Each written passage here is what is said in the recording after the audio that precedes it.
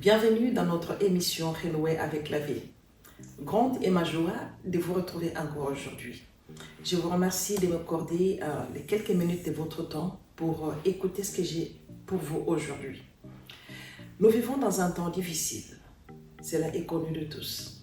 Nous passons par des moments terribles de l'existence de l'être humain sur cette terre. Il y a des bombes partout, il y a des flammes partout, il y a des menaces partout, il y a des conversations difficiles. Nous voyons la dépravation des mœurs. Plus rien ne va dans notre monde. Jésus-Christ, même avant de partir, il a dit à ses disciples que votre cœur ne se trouble point et ne s'alarme pas. Mais avant qu'il leur dise cela, il leur a dit « Je vous donne la paix, je vous laisse ma paix ». Il y a la paix et il y a sa paix. La paix de ce monde, il est conditionné par tout ce qui se passe autour de soi. Mais la paix du Seigneur, il n'est pas conditionné. C'est une paix qui transcende les difficultés, qui va au-delà de ce qu'on vit, de ce qu'on voit, de ce qu'on entend, de ce qu'on a vécu, de ce qui viendra demain. On n'est pas sûr de notre lendemain. On a un sac, un bagage de souffrances, une histoire triste, des choses que nous avons vécues qui dépassent l'entendement humain. Nous avons des histoires que si on essaie parfois de les raconter, il n'y a que les larmes qui coulent. Avec la paix du Seigneur, on peut aller au-dessus de tout ça. On peut être présentement là. Au moment où je te parle, je ne sais pas dans quel état tu es. Je ne sais pas quelle est cette situation difficile par laquelle tu es en train de passer. Je ne sais pas dans quelle vallée tu te retrouves. Je ne sais pas si tu es dans le feu. Je ne sais pas si tu es en train de traverser à pied une mer. Mais le Seigneur te dit que même les flammes, même si tu traversais le feu, il ne va pas te consumer et les flammes ne te brûleront pas. Le Seigneur nous a dit, quand vous traversez même les eaux, ils ne vont pas vous submerger.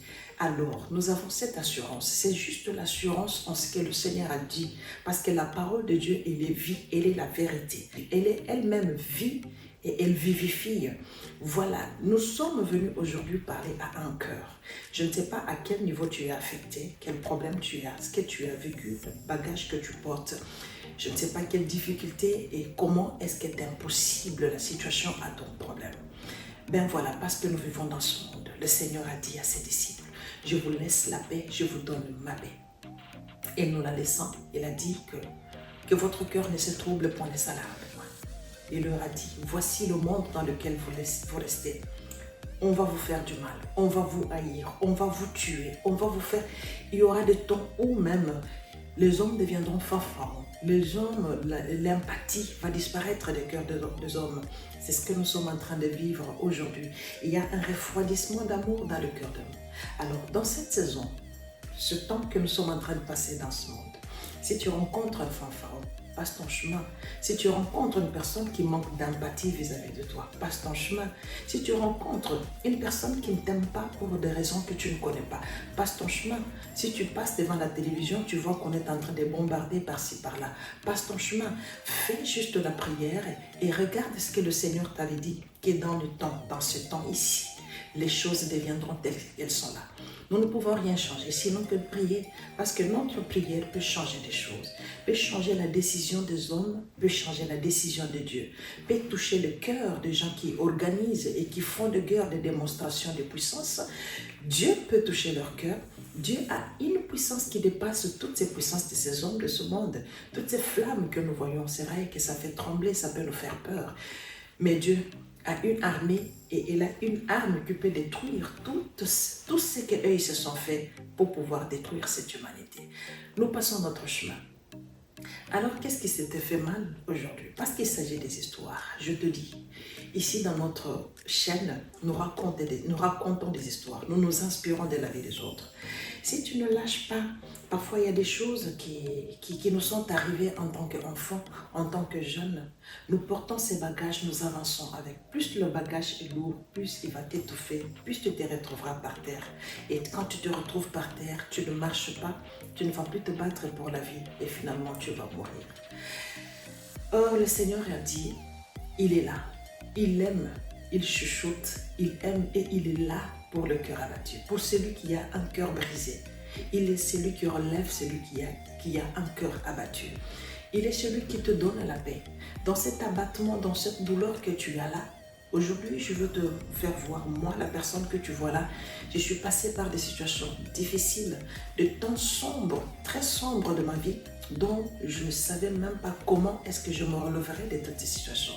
Des coups difficiles, des deuils difficiles, des chantages, des pertes difficiles. Et bien voilà, nous sommes là parce que le Seigneur nous a fait grâce. On avait commencé à parler des douleurs d'enfance qui nous accompagnent, de l'enfance qui nous accompagne. Je vous raconte l'histoire d'un homme, mais je vais être très courte pour ne pas abuser de votre temps. Et bien cet homme, j'avais rencontré, c'était un homme, il était beau, il était intelligent, il avait étudié, il avait un bon travail, mais c'était un homme qui était instable dans son cœur. Il avait des souffrances cachées. Comme nous disons, il y a beaucoup de gens qui ont des problèmes cachés, beaucoup de douleurs cachées. Il y a des gens qui vivent dans un univers que nul ne connaît.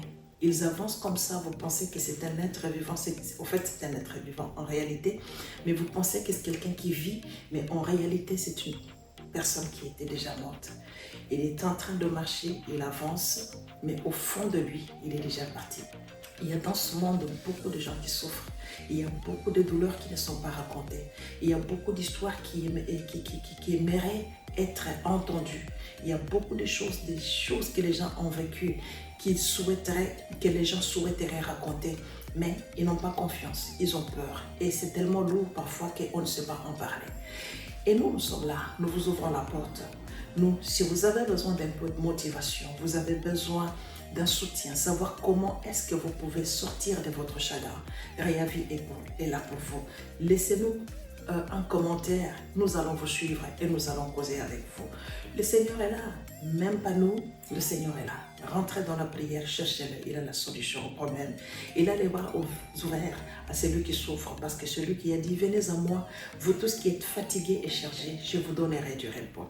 Voilà, je vous raconte l'histoire de cet homme. Ses parents s'étaient séparés quand il était petit. Il n'avait que 4 ans, sa mère est partie. Il a souffert en tant qu'enfant, il a grandi au fait dans l'injustice. Et la marâtre a mal géré l'enfant. De telle manière que l'enfant n'a pas connu l'amour, il n'a pas connu d'amour, il n'a pas connu d'affection, il n'a pas connu de protection, il n'a pas connu, au fait, cette sécurité parentale. Il n'y avait personne qui était pour lui là, sinon il y avait juste le genre de bourreau. Le papa était amoureux de sa femme, et ben il n'avait pas l'oreille. En fait, c'est pas qu'il n'avait pas l'oreille, et l'enfant n'avait même pas le droit de dire à son père ce qu'il vivait.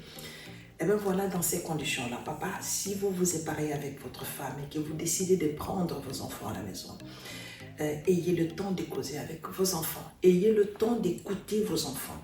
Ne laissez pas l'amour vous fermer les yeux et vous fermer le cœur, parce que l'avenir de vos enfants dépend de l'environnement et de tout ce qu'ils seront en train de vivre, ils sont en train d'encaisser dans votre toit. Eh bien, ce monsieur a grandi comme ça, avec l'absence de sa mère et avec une marâtre qui l'a torturé, qui l'a fait souffrir et qui ne lui donnait pas la place d'un enfant et qui n'a pas été pour lui une maman. Et quand il a grandi, monsieur était un homme qui n'avait pas d'amour pour les femmes. Et c'était un coureur de jupons. Pour lui, en fait, il touchait aux femmes comme pas possible. Il était connu comme ça, comme un coureur de jupons. Un jour, j'ai conversé avec lui, je lui ai demandé, avec tout ce que tu es, avec tout ce que tu as, mais pourquoi tu ne peux pas te stabiliser, rester avec une femme? Il dit que non, je ne peux pas rester avec une femme parce que moi, je n'aime pas les femmes. Et pourquoi tu n'aimes pas les femmes pendant qu'on te voit toujours avec des femmes? Il dit que non, c'est juste pour m'amuser. Faites attention, dame, ce n'est pas tout celui qui vient auprès de toi qui te dit je t'aime et que ce je t'aime est sincère. C'est un je t'aime selon Dieu, selon vraiment la vérité de cœur humain. Il y a des gens qui viennent tout simplement parce qu'ils ont besoin de se défouler, ils ont besoin de punir quelqu'un au travers de vous. Tu vois, une personne qui a été mordue par un serpent, il marchera toujours avec un bâton dès qu'il voit un serpent, même si c'est un serpent qui n'est pas venimeux. Et sa première réflexe sera de tuer ce serpent-là. Il y a des gens qui ont connu des problèmes avec leur mère. Une fois qu'ils rencontrent une autre femme, ils voient dans cette femme sa mère et te punira à la place de sa mère. Alors, monsieur est en train de faire tout ce qu'il faisait là pour punir sa maman, parce que pour lui, il a dit que je n'ai pas d'amour pour les femmes, parce que la femme qui devait m'aimer, la femme qui devait me donner à aimer les femmes. Cette femme-là m'avait abandonnée, il m'a rejetée pendant que j'avais besoin d'elle. Il est parti, il m'a laissé, j'ai vécu une enfance sans mère. Je ne connais pas les femmes, je n'ai pas d'amour pour une femme et je ne sais pas ce que je peux offrir à une femme. Voyez-vous les amis, essayons de nous débarrasser de certaines choses que nous avons vécues dans notre enfance. Et monsieur a continué comme ça jusqu'à ce qu'il est mort si tôt. Il est mort si tôt et quand on voit que le chemin qui l'a conduit à la mort, c'est juste ses instabilités émotionnelles. C'est juste ce comportement-là d'un homme frivole, d'un homme qui vivote en fait. Et il était en train de chercher son bourreau. En cherchant son bourreau, il a attrapé son bourreau, c'était sa mère et toutes les femmes qui ressemblaient à sa mère. Donc tout être, toute personne qui ressemble à sa mère, ça veut dire toute la gente féminine était ennemie à lui. Et voilà, parce que lui, il les aime pas, il veut les punir et il est toujours dans leurs bras. Il a fini par perdre sa vie.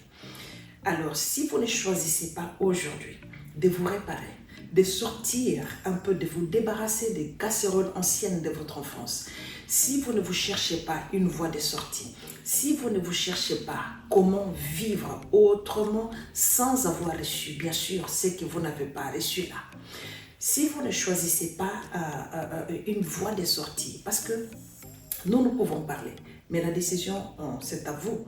C'est à vous de vous décider. C'est à vous de sentir votre misère et de voir que non, la façon dont je vis là, ce n'est pas la façon dont je devais vivre. Et la personne que je suis, ce n'est pas moi en fait. Si vous ne choisissez pas de vous transformer, de changer, d'abandonner, de laisser les choses telles qu'elles ont été, et de vous frayer votre chemin à vous, vous allez périr. Vous allez périr et vous allez continuer à marcher dans l'abattement et un jour, vous allez devenir un os sec. Et quand on devient un os sec, vous savez, c'est notre squelette qui nous fait marcher. Quand les os sont desséchés, vous restez là, vous tombez dans la mort. Et si vous êtes dans cet état, réellement vous êtes dans cet état, un os sec, nous sommes venus vous demander de renouer avec la vie, de sortir de cet état-là, de ce semblant de vie que vous faites là. Sortez de ce semblant de vie, vivez votre vie en réalité. La vie nous a été donnée pour pouvoir être vécue et non pas vivre en mourant chaque jour. Vous devez vivre avant de mourir. Et dans l'espoir aussi de vivre après la mort. C'est ça le principe de la vie. Parce que nous sommes des êtres éternels. Sur cette terre, nous sommes appelés à vivre. Qu'est-ce qui se passe dans ton cœur? Qu'est-ce qui ne va pas? Qu'est-ce qui te dérange? Qu'est-ce qui ronge ton cœur en ce moment? Qu'est-ce que tu désires? Quel est ton besoin? Quel est ton problème? Qu'est-ce qui te fait si mal? Quel est le poids de ta douleur? Qu'est-ce que tu as connu que nul dans ce monde n'a jamais connu?